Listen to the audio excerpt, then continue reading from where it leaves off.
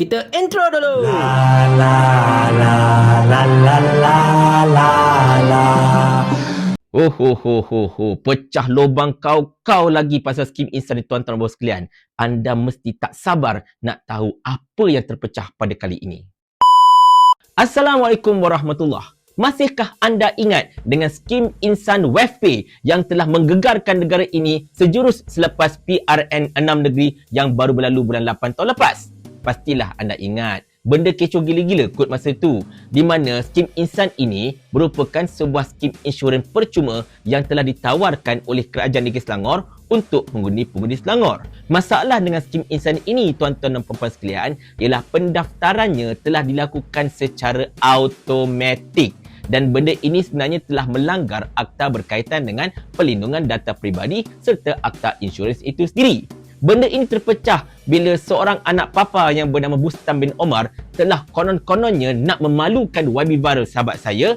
Kononnya YB Viral mengutuk kerajaan tetapi menagih skim daripada Kerajaan Negeri Selangor. Sekali tengok, kami cek. Kami tak pernah tahu pasal skim insan. Tengok-tengok nama kami semua ada dalam polisi skim insan. Semua ada polisi masing-masing, termasuklah ibunda saya yang telah meninggal dunia lebih kurang 5 bulan sebelum skim insan ini dilancarkan. Benda ini memang skandal yang sangat-sangat besar dan kami telah pun membuat laporan polis berkenaan hal ini. 2 kali kami buat laporan polis berkenaan skim insan ini. Tapi sampai sekarang macam tidak ada apa-apa jawapan ataupun tindakan daripada pihak polis. Wallahualam bisawab. Dan kemudian kita korek lagi cerita skim insan ini. Tengok-tengok terkait pula dengan skim Ahlong Berlesen.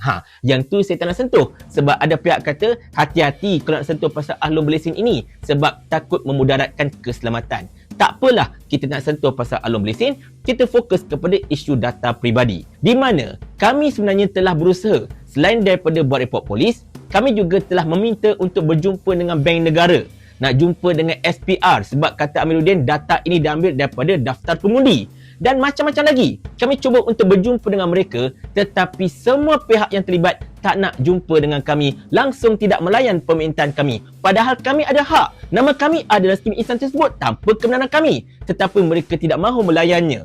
Bank Negara siap kata apa tahu? Oh, ini bukan bidang kuasa kami. Bukan jurisdiction kami. Jadi kami tak boleh nak siasat berkenaan dengan hal ini. Bukan wewenang kami. Tengok-tengok tuan-tuan dan puan-puan sekalian, tak berapa lama lepas itu, Datuk Seri Anwar Ibrahim ketika mengulas berkenaan skim insan mengatakan skim insan ini tak ada masalah apa mengikut peraturan sebab Bank Negara katanya telah menyiasat perkara ini dan tidak ada sebarang pelanggaran akta dilakukan.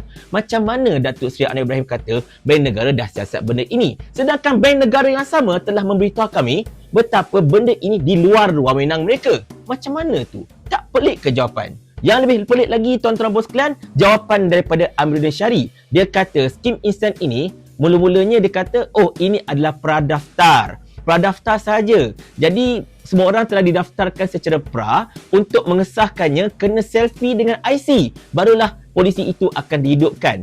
Tetapi kami bangkitkan. Mak saya macam saya katakan tadi, meninggal dunia 5 bulan sebelum skim insan ini wujud. Jadi macam mana mak saya boleh pula selfie dari dalam kubur untuk mengesahkan pendaftaran beliau dalam skim insan? Nampak tak dekat situ tuan-tuan sekalian? Dan mereka memang kelang kabut untuk menjawabnya dengan jawapan yang berterabur. Sampailah satu ketika kami telah mengantuikan lagi betapa daripada awal skim insan ini mengatakan bahawa ini merupakan pendaftaran secara automatik. Tak berjawab sampai ke hari ini. Tetapi oleh kerana kerajaan perpaduan madani ini begitu banyak sekali isu salah laku dan salah tata kelola, maka isu skim insan ini menjadi senyap sikit sampailah malam tadi. Di mana malam tadi semasa live, sahabat saya YB Viral telah mendedahkan satu surat yang telah dihantar daripada Jabatan Perlindungan Data Peribadi ataupun PDP kepada seorang penama yang bertanyakan tentang status siasatan PDP berhubung dengan dakwaan berlakunya pencerobohan dan juga pensalahgunaan data peribadi dalam skim insan ini. Di mana jawapan oleh PDP memang sangat-sangat mengejutkan. Apa dia jawapannya? PDP telah mengatakan melalui surat ini, dia kata memang mereka tengah menjalani siasatan dan masih lagi siasatan tengah dilakukan. Dan, ini penting. PDP telah mengarahkan pihak MBI, Menteri Besar Selangor Incorporated, sebuah anak syarikat Perbadanan Menteri Besar Selangor, untuk menjalankan langkah-langkah mitigasi untuk memastikan 7 prinsip pelindungan data peribadi ini dipenuhi. Apa maksudnya kat situ, tuan-tuan dan puan-puan sekalian? Maksudnya, selama ini MBI dan pihak-pihak yang terlibat dalam skim Insan ini tidak pernah menjalankan apa-apa langkah keselamatan ataupun langkah perlindungan untuk memastikan 7 prinsip data peribadi ini dipenuhi. Apakah 7 prinsip data peribadi tersebut? Saya bacakan kepada anda. Nombor satunya, prinsip am, di mana pengguna data tidak boleh memproses data peribadi tanpa persetujuan subjek data. Dalam hal ini, pihak Insan telah melakukan kesalahan di bawah perkara satu ini, prinsip satu ini. Mereka telah proses data kami tanpa kebenaran kami. Itu yang pertama. Yang kedua, prinsip notis dan pilihan. Pengguna data hendaklah memaklumkan kepada subjek data tujuan data peribadinya diproses, hak untuk mengakses penzahiran kepada golongan pihak ketiga dan pilihan sama ada wajib ataupun tidak untuk memberikan data peribadi tersebut serta akibat sekiranya gagal memberikan data peribadi tersebut. Sini kami tidak pernah mendapat apa-apa notis daripada Kerajaan Negeri Selangor ke, daripada MBI ke, daripada WAFP ke, dari sesiapa sahaja betapa data kami ini bakal digunakan untuk didaftarkan dalam skim Insan. Dan kami tidak ada pilihan. Kami tak ada pilihan untuk mengatakan tidak, kami tak nak skim ini. Tengok-tengok nama kami dah ada. Melanggar prinsip yang kedua. Prinsip yang ketiga, prinsip penzahiran. Yang ini memang tak ada kena sangat dengan MBI. Prinsip keempat, yang penting, prinsip keselamatan. Pengguna data hendaklah mengambil langkah-langkah untuk melindungi data peribadi daripada hilang, salah guna, akses yang tidak dibenarkan. Dalam hal ini memang cakap terus terang, foul. Memang fail gila tuan-tuan sekalian apabila Bustam bin Omar boleh menggunakan data peribadi YB Viral untuk didedahkan atas tujuan untuk memalukan beliau. Nampak tak dekat sini tuan-tuan sekalian? Prinsip kelima, prinsip penyimpanan. Okey, yang ni kita tolak tepi. Prinsip yang keenam. Ini besar tuan-tuan sekalian. Pengguna data perlu mengambil langkah-langkah yang munasabah untuk memastikan bahawa data peribadi adalah tepat, lengkap, tidak mengelirukan dan terkini. Yang ini memang dilanggar kau-kau oleh skim Insan.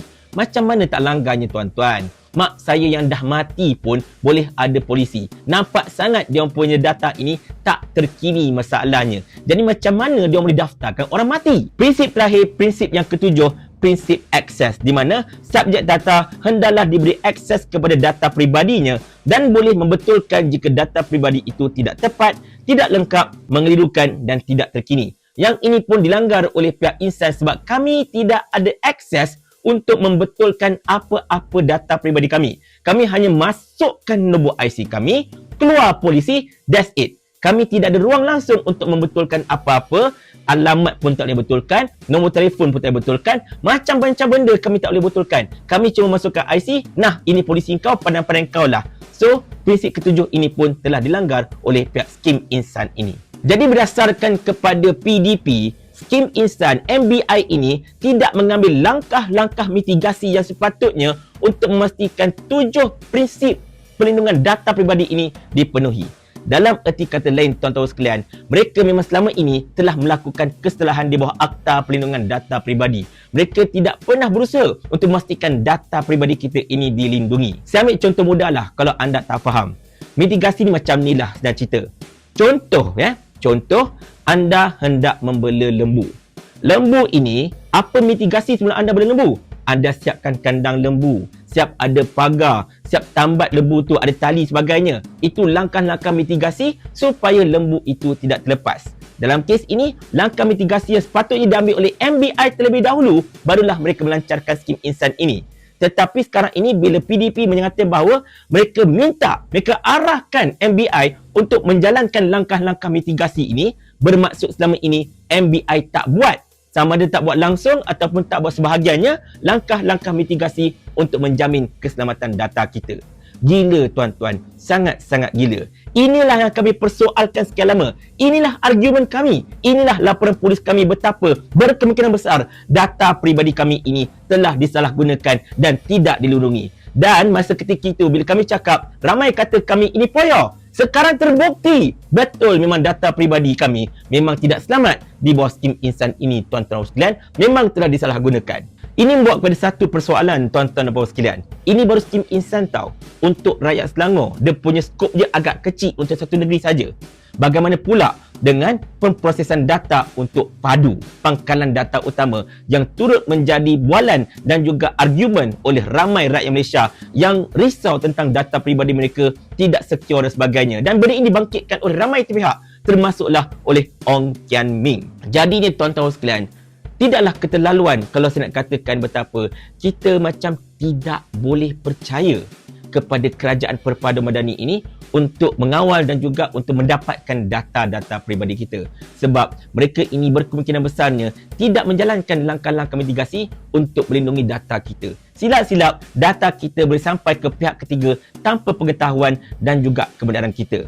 Agaknya sebab itulah sekarang ini begitu banyak sekali orang SMS kita, orang WhatsApp kita pasal pinjaman duit lah, pasal skim judi online lah dan macam-macam lagi. Dan Fahmi Fadil pun nampak macam diam je, macam tak buat apa-apa je pasal benda tu. Jadi secara kesimpulannya tuan-tuan dan puan sekalian, macam saya katakan tadi, apa yang telah diargukan oleh kami, oleh saya, Wabi Viral, Olivia, Abang Zam dan ramai lagi sebelum ini memang bertepatan, memang betul dan memang relevan. Sekarang ini, Amiruddin, anda nak kata apa? Apa alasan yang anda nak berikan pula pada kali ini? Jangan anda bagi alasan yang karut-marut lagi, wahai Amiruddin. Benda sudah terpecah, tembelang sudah tersebar. Anda tidak boleh bersembunyi lagi. Jangan sampai mak saya dia dalam kubur, tiba-tiba bangkit dari kubur, jumpa dengan anda dan bertanyakan soalan ini kepada anda. Mau tak tuan hamba kalau hamba kirimkan ke akhirat?